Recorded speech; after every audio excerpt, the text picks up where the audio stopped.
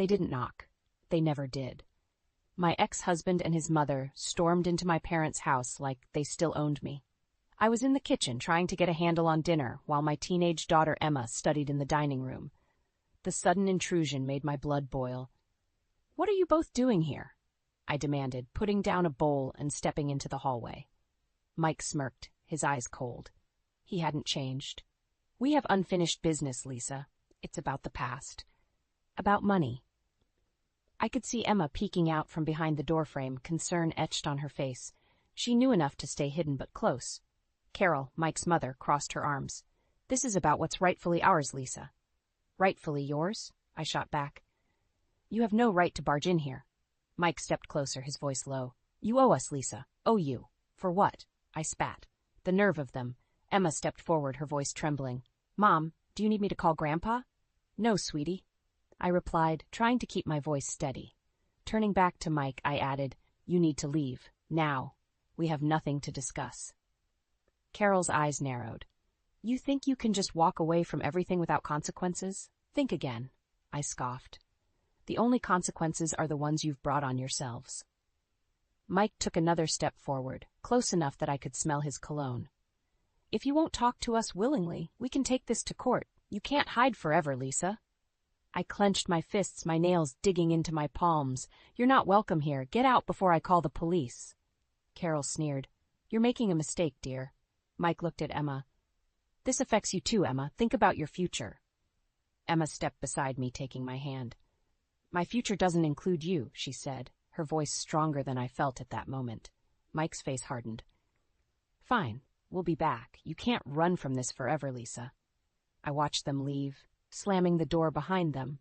Emma hugged me, and I felt my resolve solidify. This wasn't over, but I wouldn't let them bully us anymore. "Mom, what did they mean about money?" Emma asked, her eyes brimming with worry. I sighed, leading her back to the dining room. "It's complicated, honey. They're trying to stir up trouble because they're bitter about the divorce, but we'll deal with it, together." Emma sat down, her face a mixture of concern and determination. "You don't have to face them alone, Mom." Her words gave me strength. "I know, sweetie, and I won't. We'll handle whatever they throw at us. We're stronger than they think." We continued with dinner, the tension lingering like a bad taste in the air. But in that moment, within the walls of my parents' house, we were safe. I knew we had a battle ahead, but I also knew we had each other, and that was enough to face whatever came next.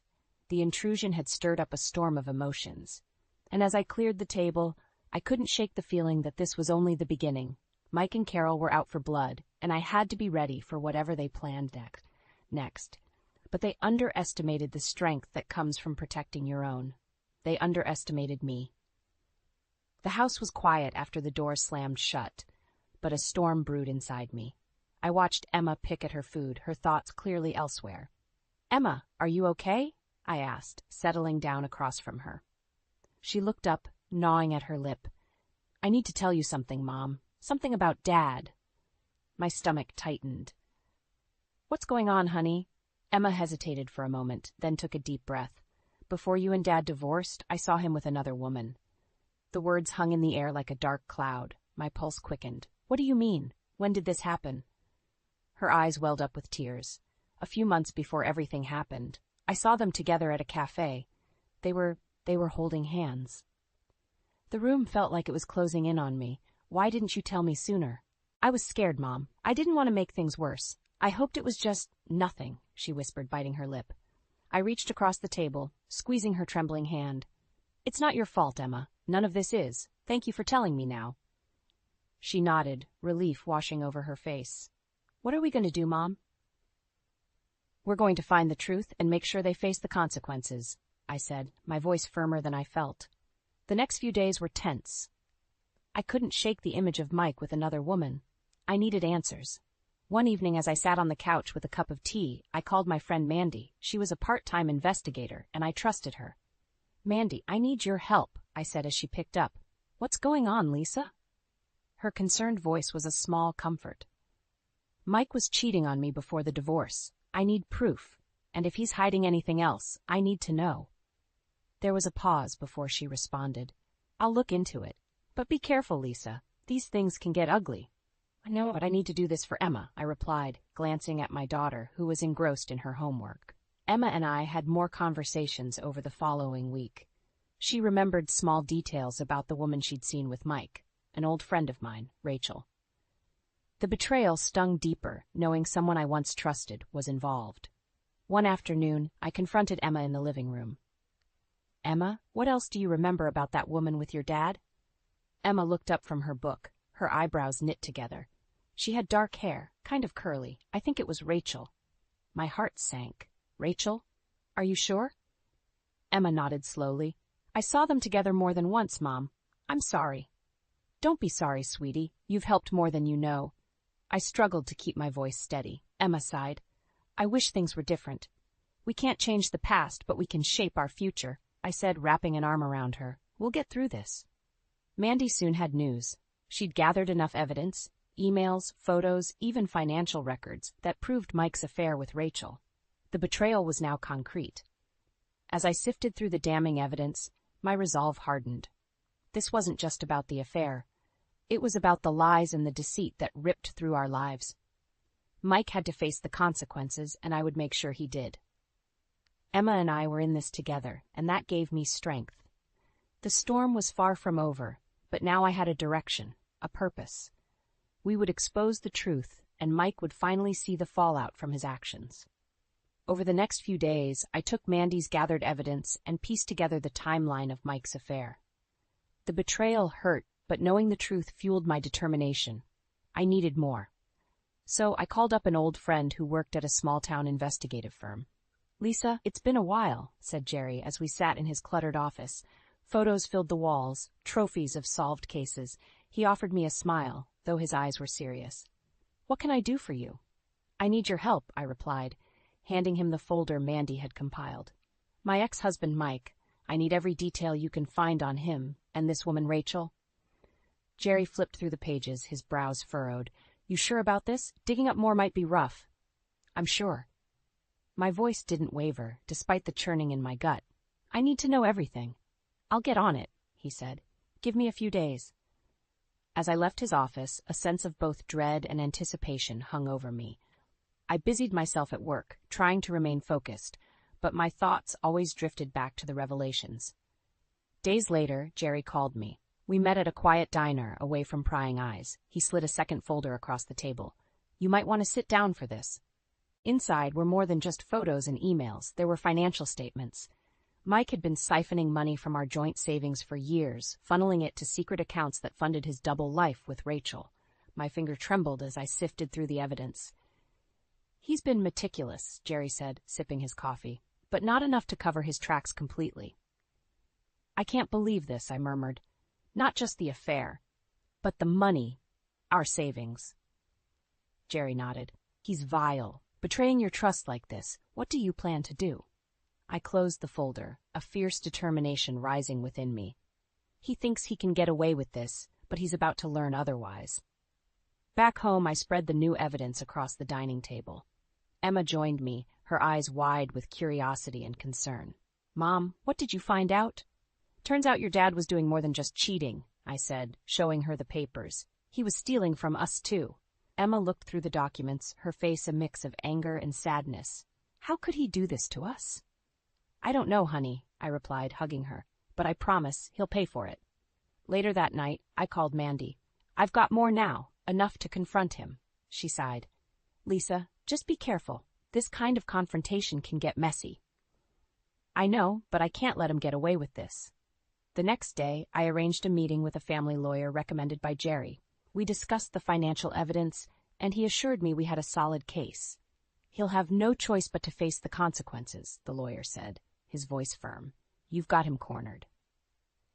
Despite knowing this, a knot of anxiety remained tight in my chest. With the evidence gathered, I now prepared myself for the next step, confronting Mike and Rachel face to face. It was time to reveal what I knew and watch their deceit unravel around them. As I sat on the edge of my bed that night, Emma's quiet presence beside me, I felt a sense of resolve wash over. This wasn't just about revenge. It was about reclaiming our lives from the shadow of deceit. Together, we'd bring the truth to light, and Mike would finally face the fallout of his actions. With the evidence in hand and a plan forming in my mind, we waited. The storm was about to break, and I braced myself for the confrontation ahead. I sat at the local coffee shop, staring at the door every few seconds. Rachel was late, but I expected nothing less. She liked to make an entrance. I sipped my coffee, the bitterness matching my mood. Finally, she sauntered in, her hair perfectly styled and her makeup impeccable. She spotted me and rushed over with a smile that didn't reach her eyes. "Lisa, long time no see, how are you?" "Doing well, Rachel. How about you?" I kept my voice neutral, gesturing to the seat across from me. She settled in, crossing her legs and leaning forward slightly. "Oh, keeping busy. Life after divorce, right?" I forced a smile. "Right. Funny how things turn out." Her eyes flickered, a brief flash of something guarded. "Yeah, funny. So, what have you been up to?" "Keeping busy myself," I said, taking another sip. "Emma and I have been adjusting, moving forward. Speaking of moving forward, I heard you ran into Mike recently." Rachel's smile faltered for just a second, but she quickly recovered. "Oh, yeah. Small world, huh?" "Small town, more like," I replied, giving her a pointed look. "You never really know people as well as you think you do." She fumbled slightly with her cup. "What are you implying?" I leaned in, my voice low but firm. "I think you know exactly what I'm implying, Rachel." Her face paled slightly before she plastered on another smile. "Lisa, if you have something to say, just say it." "I know about the affair," I said flatly, watching her reaction closely. "I know everything." Rachel's facade cracked. She set her cup down, her hands trembling. "Lisa, it's not what you think. So, you weren't having an affair with my husband? You weren't helping him steal from me?" I asked, my voice dripping with sarcasm. She looked around nervously, her voice a whisper now. It wasn't supposed to happen like this. Mike said he was leaving you anyway. He said you were done." "And the money? What about that? Was I done with our savings too?" I demanded, feeling the anger rise. "Lisa, please. Mike planned everything. I just went along with it," she stammered, her eyes pleading. "You betrayed me, Rachel." "Not just as a friend, but as a human being," I said, standing up. "And make no mistake, you'll both pay for this." She reached for me, but I stepped back. "Lisa, please, I can help. I can testify against Mike. Just give me a chance." I watched her for a moment, weighing her words. Finally, I nodded. "Fine, you want to make it right? Get me more evidence. Show me you're serious." Rachel looked relieved, nodding quickly. "I will. I promise." I walked out of the coffee shop, my heart pounding. Step 1 was done. Rachel was scared and willing to turn on Mike. I needed every piece of leverage I could get, and having her on my side, even temporarily, was one more card to play. Back home, I found Emma curled up on the couch, reading. She looked up as I came in, concern in her eyes. "How did it go, Mom?" "As expected," I said, sitting next to her. "Rachel's scared. She'll give us more evidence against Mike." Emma nodded, a small smile forming. "Good, he can't keep hurting us." "No, he can't," I agreed, hugging her tightly. "And he won't. We're going to bring him down, Emma. Together." As I held my daughter, I felt a renewed sense of purpose. We had the beginnings of a plan, and the pieces were falling into place. Now we just had to see it through. And Mike, well, his time was running out.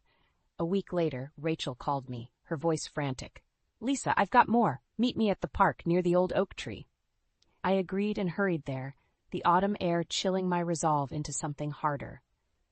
Rachel was already waiting, clutching an envelope. Her hands were shaking. "Here," she said, thrusting the envelope at me. "This is everything I could find. Emails, bank statements, all of it." I opened the envelope, my eyes scanning the documents. It was damning evidence, proof of Mike's betrayal and greed. "Why are you doing this, Rachel?" I asked, still not fully trusting her. She looked down, tears filling her eyes. "I made a mistake, Lisa. A huge mistake. I thought he loved me, but I see now that he was using me. I just want to make things right." I nodded, pocketing the envelope. "All right, but this doesn't absolve you. You still played a part." "I know," she whispered, looking broken. "But please, take him down. He deserves it." "You can count on that," I said, turning to leave. "Stay out of the way. This is between me and Mike now." Back home, I spread the new evidence across the table, my breath catching in my throat. Mandy walked in, her eyes widening at the sight. "That's quite a haul." "Yeah," I said, passing her a stack of emails. "This should prove he was siphoning money for years." Mandy scanned through them, her face hardening. "Lisa, This isn't just about an affair anymore. This is fraud, plain and simple. Exactly, I replied, organizing the papers, and he's going to face the consequences. Are you ready for this? Mandy's voice was cautious but supportive. I nodded. More than ever. The following day, I made copies of everything and met with our family lawyer. He inspected the evidence, nodding approvingly. You've got a solid case, Lisa. Mike won't be able to squirm out of this. Good, I said, leaning back in my chair, because I want him to face every bit of it. Our plan was simple but effective. Use the evidence to confront Mike and Rachel publicly, ensuring they couldn't deny or hide from their actions. Later, as I sat in my office at work, my phone buzzed with a text. It was from Emma. Mom, what's the next step? I replied quickly, we confront them at the community fundraiser this weekend. Be ready. My heart raced as the night of the fundraiser approached. Emma and I walked through the crowded event, my mind focused on the plan. Mike and Rachel were there, chatting with guests, oblivious to the storm heading their way. I approached them, my voice loud enough to catch everyone's attention. Enjoying your evening? Because it's about to get a lot more interesting. Mike's face turned ashen, pure rage flickering in his eyes. Lisa, what are you doing? Exposing the truth, I replied, holding out the envelope. We all deserve to know what you've been up to. A murmur spread through the crowd as I detailed Mike's theft and infidelity. Faces turned from curious to disgusted and whispers grew louder. Rachel looked ready to flee, guilt written all over her face. Lisa, please, don't do this. It's too late for that, I said, my voice unwavering. You both betrayed and stole from me. Now everyone knows. A crowd member called out, Isn't that Mike? What's going on? Mike's facade crumbled and he snarled. You've ruined me, Lisa. I met his glare with steel. No, Mike, you ruined yourself. It felt like a weight had lifted as I walked away, Emma beside me. The truth was out and the fallout had begun. Mike and Rachel had nowhere to hide now. Emma hugged me tightly once we were outside. We're going to be okay, right, Mom? I kissed her forehead, feeling the strength in her embrace. Yes, sweetie, we are. Together, we're going to be just fine. As we headed home, the night sky clear above us, I knew one thing for sure. The future was ours to rebuild, one step at a time. The truth was burning inside me, ready to explode.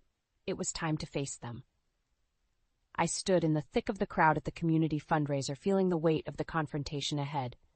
Emma was at my side, her hand squeezing mine in silent support.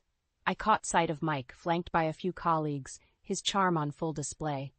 Rachel hovered nearby, eyeing me with a mix of fear and defiance. It was now or never. I cleared my throat and stepped forward, raising my voice enough for everyone to hear. Ladies and gentlemen, I apologize for the interruption, but I have something important to share. Heads turned in my direction, and the room fell silent. Mike's eyes narrowed, his smile faltering. Lisa, what are you doing? Enough lies, Mike, I said, holding up the stack of evidence. It's time everyone knows the truth about you and Rachel. A murmur spread through the crowd as I began laying out the details, the affair, the theft, the betrayal. Faces turned from curious to shocked to disgusted. Rachel looked like a deer in headlights, frozen as I revealed their sordid secrets one by one. Mike's been siphoning money from our joint account for years. I said, my voice unwavering. He's been using it to fund his affair with Rachel. Enjoying your evening because it's about to get a lot more interesting, I added, turning to face the two of them fully. The anger in Mike's eyes was unmistakable. Lisa, shut up! But I was far from finished. You betrayed me, lied to me, and stole from our family, I continued, addressing the crowd more than Mike, and it's time to face the consequences. A ripple of gasps and whispers swept through the room. Someone in the crowd shouted, Isn't that Mike? What's going on? Mike lunged forward, trying to snatch the papers from my hands. You've ruined me, Lisa. I stepped back, holding the evidence high. No, Mike, you ruined yourself. Rachel finally found her voice, her tone desperate. I tried to stop him, Lisa. You have to believe me. Believe you? I laughed bitterly. You're just as guilty. You knew exactly what you were doing. The air was thick with tension as the fundraiser organizers pulled me aside, trying to defuse the situation. But the damage was done. The truth was out, and there was no taking it back. As Mike and Rachel stood there, exposed and humiliated, the crowd began to turn against them. Colleagues avoided their gaze, friends whispered behind cupped hands, and some even walked away in disgust. My lawyer, who had been conveniently present, stepped forward, taking the stack of evidence from me. "We'll be in touch, Mike. I suggest you prepare yourself." Mike glared at me one last time before storming out, Rachel trailing after him. The room gradually returned to a semblance of normalcy, though the tension lingered like a bad odor. Emma hugged me tightly, her eyes shining with pride. "We did it, Mom. We really did it." I kissed the top of her head, feeling a mix of relief and exhaustion. Yes, we did. And now we can start to move on. We left the event, the cold night air feeling like a fresh start. As we walked hand in hand, I knew the road ahead wouldn't be easy, but it would be ours to walk, free from the shadows of deceit. Back at the house, as Emma drifted off to sleep, I sat by the window, looking out into the darkness. The fight was far from over, but for the first time in a long while, I felt a sense of peace. The truth was out, and the healing could finally begin. Together, Emma and I would rebuild our lives, one step at a time. The fallout began almost immediately. Mike's phone calls went unanswered as colleagues, friends, and even family members turned their backs. His once flawless reputation lay in ruins. At work, the whispers grew louder until they reached the ears of his superiors. I received a call from an old friend who worked in Mike's company, the tone hushed and serious. "Lisa, you won't believe it. They're launching an internal investigation into Mike's finances. He might lose his job." "Good," I replied coldly. "He deserves everything that's coming to him." Meanwhile, Rachel's world was unraveling too. Her husband, blindsided by the affair and fraud, filed for divorce immediately. She showed up at my doorstep one evening, eyes red and swollen. She clutched a piece of paper in her hand. "Lisa, please," she pleaded, her voice breaking. "I need to talk to you." I crossed my arms, leaning against the doorframe. "What do you want, Rachel?" She took a deep breath, shoving the paper toward me. "It's the divorce papers. I don't know what to do." "That's not my problem, Rachel. You made your bed," I said firmly, my sympathy buried under layers of betrayal. "Please, I didn't know it would end like this," she cried, her tears falling freely. "I lost everything." "You didn't think about that when you were stealing from me, did you?" I snapped. "You should leave." "My life is falling apart, Lisa," she screamed, desperation etched on her face. "I'm losing everything." "And you think I should care? You brought this on yourself," I replied, shutting the door on her pleading eyes. The next few days brought more chaos for Mike. He was suspended pending the investigation, and the bank froze his accounts. Every time he tried to reach out to me, I ignored his calls. Emma and I were determined to move forward.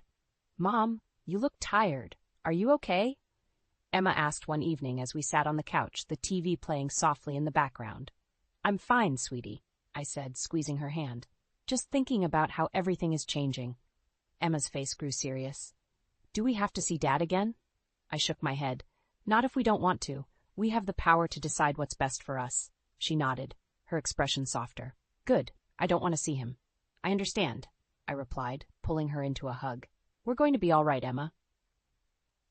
The next afternoon, as I was organizing the documents to finalize the legal battles, Mike showed up at my office. He looked disheveled and desperate. "Lisa, we need to talk," he said, barging in past my protests. "What do you want, Mike?" I said, my patience wearing thin. "You've ruined me, Lisa." "Everything's falling apart," he hissed, eyes filled with a mixture of anger and fear. "No, Mike, you ruined yourself," I shot back. "You lied, cheated, and stole. Did you expect no consequences?" He sank into a chair, burying his face in his hands. "I lost my job. The investigation's tearing me apart. Please, help me fix this." I stared at him, incredulous. "Help you? You're unbelievable. After everything you've done, you expect me to help you?" "Please, Lisa." "For Emma's sake," he begged, looking up with red-rimmed eyes. "Don't bring her into this. She's suffered enough because of you," I said coldly. "Get out of my office, Mike. Face your consequences as like an adult." His shoulders sagged as he walked out, the reality of his actions weighing him down. I watched him leave, my heart steady, knowing I had made the right choice. As the days turned into weeks, the repercussions of Mike's actions unraveled further. Rachel moved out of town, trying to escape the scandal. Mike's life continued to crumble, each new day stripping away a piece of his former self. Through it all, Emma and I found our footing in our new normal, taking it day by day. We weren't just surviving, we were starting to thrive. and that was the best revenge of all. The sun shone brightly as Emma and I unpacked the last of the boxes in our new home. It was a modest house in a quieter part of town, but it felt like a fresh start. "Mom, where should I put these books?" Emma asked, holding up a stack. "Let's set up a small bookshelf in the living room," I suggested, smiling at her enthusiasm. We worked together, arranging our things with care. Each item found its place, and with each box emptied, the house started to feel more like home. In the early evening, as we relaxed on the couch, Emma turned to me. "Do you think Dad will ever get his life together?" I sighed, thinking of the wreckage Mike had made of his own life. "I don't know, Emma. That's up to him now. But we don't have to worry about that anymore." She nodded, her face serene. "I'm glad we're here, Mom. It feels right."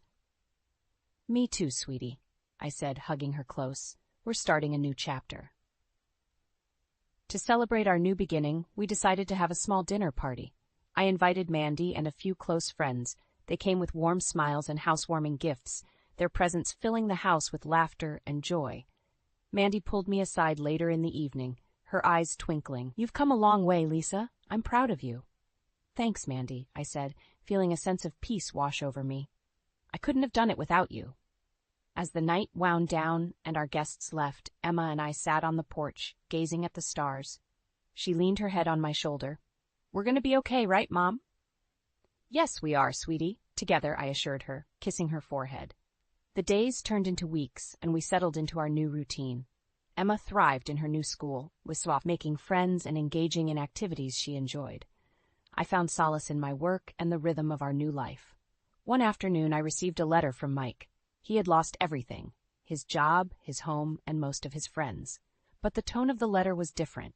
It wasn't angry or blaming. It was reflective, almost remorseful. "Lisa, I know I have no right to ask for forgiveness.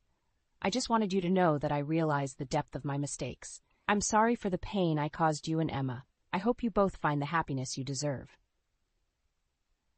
I read the letter twice, feeling a mix of emotions. I decided not to respond. Mike's journey was his own now, and I needed to focus on ours.